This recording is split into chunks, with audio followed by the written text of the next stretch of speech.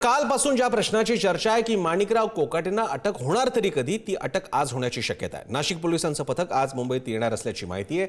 सध्या लीलावती रुग्णालयात माणिकराव कोकाटे हे दाखल आहेत। अटक वॉरंट मिळाल्यानं नाशिक पोलीस कारवाई करणार का याकडे लक्ष लागले। सध्या कोकाटे मुंबईतील लीलावती रुग्णालयात दाखल आहेत। किरण ताजणे आपले प्रतिनिधी आपल्या सोबत आहेत। किरण, या बाबतीतले अपडेट्स। प्रसन्न सर, खरं म्हणजे या सगळ्या पार्श्वभूमीवर जर बघितलं तर कालच्या दिवशी अटक वॉरंट हे नाशिकच्या न्यायालयानं काढलेलं होतं। त्या सगळ्या दरम्यान सायंकाळच्या वेळेला नाशिक पोलिसांना याबाबतचं पत्र प्राप्त झालेलं आहे अटक वॉरंटचं, आणि त्या सगळ्या पार्श्वभूमीवर आता याबाबतचं जे एकूणच जर बघितलं तर पथक स्थापन केली जाण्याची जी चर्चा आहे त्या सगळ्या पार्श्वभूमीवर एक महत्त्वाची माहिती समोर आलेली आहे। ती म्हणजे ही अटकेची कारवाई नेमकी कशी केली जाईल।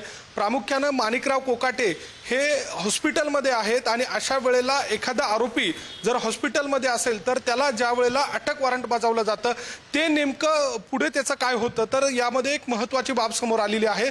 ज्या वेळेला नाशिक पोलिसांचं पथक लीलावती हॉस्पिटलमध्ये पोहोचेल ते सुरुवातीला तिथल्या प्रशासनासोबत बोलेल, तिथल्या प्रशासनाला या संपूर्ण अटक वॉरंटच्या बाबतची माहिती देईल, आणि त्यामध्ये सगळ्यात महत्त्वाचं म्हणजे माणिकराव कोकाटे यांची जर तब्येत ठीक असेल तर त्या सगळ्या अनुषंगानं त्यांना ही अटक वॉरंटची जी माहिती आहे ती देणं शक्य आहे का की नाही, ते जर ठीक असतील तर त्याबाबतची माहिती देता येईल। अशा स्वरूपाचा एकूण लेखी खुलासा हा लीलावती हॉस्पिटलकडनं घेतला जाईल, आणि त्यानंतर पुढची कारवाई केली जाईल, आणि मग त्यावेळेला माणिकराव कोकाटे यांना अटक वॉरंटची माहिती दिली जाईल, आणि त्यांच्यासोबत असलेले नातेवाईक किंवा जो कोणी विश्वासू व्यक्ती असेल त्याला अटक वॉरंटची कल्पना दिली जाईल, आणि जोपर्यंत माणिकराव कोकाटे तिथल्या हॉस्पिटलमध्ये असतील तोपर्यंत नाशिक पोलिसांचं पथक किंवा काही पोलीस त्यांच्या वॉर्डच्या बाहेर त्या ठिकाणी तैनात असतील, आणि ज्या वेळेला माणिकराव कोकाटे यांना डिस्चार्ज द्यायचा आहे त्याच्यापूर्वी लीलावती हॉस्पिटल प्रशासनाला